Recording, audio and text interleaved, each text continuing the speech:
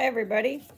We're redoing the Book of Artifacts stuff. I did the live stream thing, and the whole thing got messed up. I don't know where it went.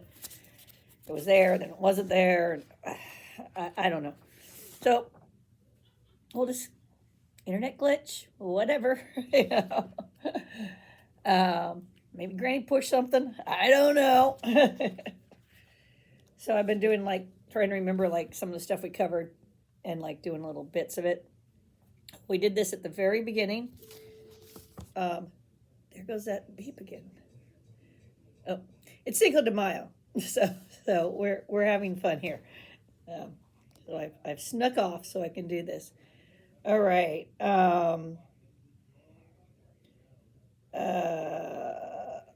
Let's see. I know we did 3, so here we go. Sword of Fight Finder. This is by Ben and Mary. It wholesales for $3,000, retails for $4,000. Rare trap, jeweled sword, and scarab. Dungeon Master's option, inscribed Fight Finder. This beautifully jeweled sword has an ego of 18, intelligence of 4, and speaks common, battle, goblin, orc, and chaotic. Excuse me. Its scarab speaks common and will claim that the sword's name is Mighty Drinker of Demon Blood. That it is the most powerful sword in the multiverse and is always anxious to find a fight. The scarab will also warn the user not to draw the sword until he is ready to fight because it's terrible and when aroused and might not be able to control itself. When the sword is drawn from its scarab, it will point toward the nearest potential fight and also will begin shouting, "Let's go get him! Don't let the bleepity bleep get away! Let me at him!" The sword has no special abilities aside from being a loud mouth. Here, I'll show you the pictures too. We've got some pictures of swords. I don't know if I did this whole page yesterday, but there you go. Sword pictures. All right, it's Scrappy Doo. Let me at him. You got Scrappy Doo for a sword personality. Okay. Sword of Overweening Ego. That is by John, I think, Sutton. Let's double check. John Sanders. Sanders. John Sanders. Okay, wholesales $2,000, retails $3,000. Yeah, the white light, that's from above. All right, it is a rare hoax. Jeweled sword and scarab. This very beautiful sword has an ego of 15 and intelligence of 6 and speaks common, lawful, good, and dragon. It can be used by anyone and will brag about its wonderful fighting abilities, but will claim that it can only be used effectively by a paladin. If handled by a paladin, it will become very shy and stammering, saying things like, "Gee, a paladin, I'm so lucky." The sword has no special abilities. Okay, we got a quote down here. "Do not be telling. I said this, but I've always suspected what the Graf Polotowski had a handle the making of these. He ken how he feels about paladins and all." Still don't know what accent I'm supposed to be doing. It's not Southern. I don't think it's Scottish or Irish. Maybe it's supposed to be like Cockney. Maybe I got to put some cotton balls in my mouth. Anyway, that was a quote from Mr. Humphrey Tappercom. So he thinks Mr. Pavlovsky made this one. Okay, then we have another quote. He has observed the golden rule till he's become the golden fool. Blake, Miscellaneous Epigrams, and two little eyes, if you want to look it up. Okay, final sword was the sword of Percival Ironheart SB that I did on the live stream. And SB is Sean Brunwell. Okay, this one wholesales for $90,000 and retails for $100,000. Yeah, I'm just saying it. I do not understand the pricing in this book at all. It doesn't make any sense to me. So I say, do with the pricing what you want. Unique. Iron sword. Inscribed. Iron heart. Radiates lawful good magic. This sword is +2 versus evil opponents. It can speak common and lawful good and can detect gold within 60 feet. In a pitched battle, when its owner's life is seriously threatened, deems decision by an evil opponent on a neutral 20 to hit. This sword turns the opponent to solid gold, save versus stoning. All right, right now, we all know the first time this happens, the players, we all know what's going to happen. So let's see what follows here. Here's more. Any attempt to exploit the sword for the sake of producing gold has a 15% cumulative for a punitive fumble. User or exploiter turns to gold. Exploiter's gold treasure turns to monster or simply animates and attacks them, etc.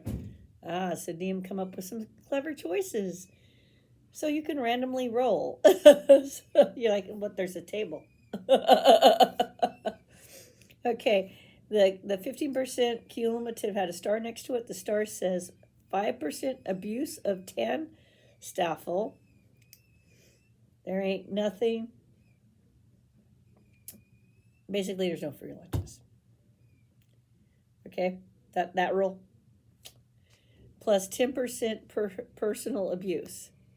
See temporary penalties, page 3. To staffel. There ain't no such thing as a free lunch or game balance. All right, and we've got a quote down here. Heard as how it was old Ironheart's soul in it. Well, whatever. Anyhow, it preached all the time to me about how whatever gold it found for me, I should be given it sweet charity for the good of my soul. Oh, you kin charity too. Aye, a fine gift, ain't she? Well, tain't the point. Seems as how it had another power, but nary a word about it, mind ye, till I was in a flamin' melee with the sea serpent. What were wrapped about me ship. I smote her a good un. I did, and the flamin' sword changed her. Then and there. Well, I hung on to the blade till we'd washed ashore, and I taxed him with it and said he never mentioned that little matter, 'cause it might encourage greed. Now, way I figure it, there's about 8 tons of golden serpent at the bottom of the bay, and all we need to do is overheard in a tavern near the Ladero coast. So,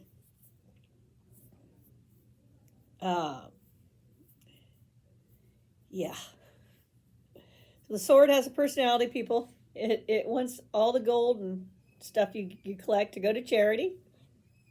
And should you, it's not going to tell anybody it can do this. And should it do it, um, it's going to talk about it didn't want you to become greedy. And then if you do become greedy, I mean, like if it accidentally turns somebody's to something to gold, um, and then you go take that something, I would imagine it's going to have a lot to say about charity and all this, or you're going to have to, it's going to have a grudge and want to turn you to gold. So there you go. It's awful. Yeah, there are more swords. Let me see. You know what? We'll do the next. We'll do the next sword because we're almost done. Sword Soul Keeper by Mary. Wholesales 1,700,000. Retails 200,000. I got a W5B above it, above the text. Uncommon for fighters only. Fancy jeweled sword inscribed with the name LG. Sword can dance 3 times per day, 10 rounds each time, and can speak common, dragon, and lawful good. If the sword's owner is killed in battle, his soul goes into the sword. From there, he can exercise all his normal powers within reason. To hit, detect traps, any spell he knows, etc. All the stats remain the same. While in this form, he can learn new skills and earn experience. For resurrection, sword must touch his body, but there is no system shock roll required for resurrection. Going in and out of the sword causes less shock than ordinary dying. If a sword owner dies while the soul of the first is still in the sword, the one with the highest wisdom will control the sword. A total of 100 character levels may be stored in it at once. If a new owner tries to command the sword against the will of the soul stored in it, the soul may attempt to control the new owner's ego, soul's wisdom. So, yeah, so the new owner subtract swords equals swords wisdom. I guess they're trying to give you some stats there, formula. Okay. Well, I'm thinking there can be more than one person in the sword. What happens when the sword touches somebody? Do more than one person go to that person? Just saying. Could be some split personality fun there. Just saying. I see possibilities. Okay, we have another quote. Consider most of the fighters I've known. I don't know it as I notice the difference. Graf, DZ, G, and D. Pulaski. Then we have another quote. Every puny whipster gets my sword. Shakespeare, Othello. All right, the reason I did one more than we did in the stream is, look, that finished that page, and now we're on to cue the psychedelic music, people. Drugs and potions. So we'll be doing that. The next book reading, we'll start that. And then subjects left after we finish that are furnishings, amulets, jewelry, rings. And then random Acrononian effects, generation tables. So we'll look at all that stuff. Some cool art. So we are making progress. We are getting there. For everyone who's been hanging out for reading with Grandma. So as we explore that book, I have a lot more. So I don't know, when we get close to finishing this one, maybe I'll ask you guys what you want to do next. Give you some titles or something. Unless you guys have some titles. I mean, I got Dragon Tree Press, so we can do like anything pretty much except for one thing I don't have. And we've got our Dune stuff. We've got Mayfair. So I even got a book that was written by somebody. I'll have to go pull it. You know. So you know, reading with grandma. What do you guys want to read? I mean, I've got my little projects too, so we'll keep doing those. But uh, you know, on kind of like older stuff. I don't have all the old stuff. Like, sorry, there's a few of the older D&D supplements I have that we can look at, or I have the PDF and I printed it out that we can look at. But I don't have all of them yet replaced. So that kind of thing. Or there's maybe something specific I can pull. But anyway, everybody, have a great Cinco de Mayo. Like, subscribe, comment. Let me know if you're finding this interesting. If you want more of strange and wonderful things from Dragon Tree Press, like if you want me to really, you know, if you want me to do, we should do Amazon Mutual Assurance Company. um, uh, it's priceless. It's hilarious. And if we want to look at those adventures, I've got the book for that. So at any rate, everybody have a great day, have a safe day, have a good weekend, and there'll be more to come. I will be on Shadow's channel around 12. So today. So bye.